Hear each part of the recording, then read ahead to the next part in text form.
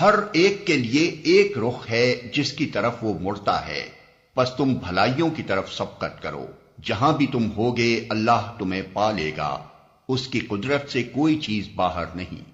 تمہارا گزر جس مقام سے بھی ہو وہیں سے اپنا رخ نماز کے وقت مسجد حرام کی طرف پھیر دو، کیونکہ یہ تمہارے رب کا بالکل برحق فیصلہ ہے، اور اللہ تم لوگوں کے اعمال سے بے خبر نہیں ہے۔ اور جہاں سے بھی تمہارا گزر ہو اپنا رخ مسجد حرام ہی کی طرف پھیرا کرو، اور جہاں بھی تم ہو اسی کی طرف منہ کر کے نماز پڑھو، تاکہ لوگوں کو تمہارے خلاف کوئی حجت نہ ملے۔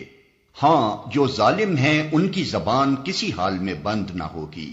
تو ان سے تم نہ ڈرو بلکہ مجھ سے ڈرو، اور اس لیے کہ میں تم پر اپنی نعمت پوری کر دوں، اور اس توقع پر کہ میرے اس حکم کی پیروی سے تم اسی طرح فلاح کا راستہ پاؤ گے جس طرح تمہیں اس چیز سے فلاح نصیب ہوئی کہ میں نے تمہارے درمیان خود تم میں سے ایک رسول بھیجا جو تمہیں میری آیات سناتا ہے، تمہاری زندگیوں کو سنوارتا ہے، تمہیں کتاب اور حکمت کی تعلیم دیتا ہے، اور تمہیں وہ باتیں سکھاتا ہے جو تم نہ جانتے تھے۔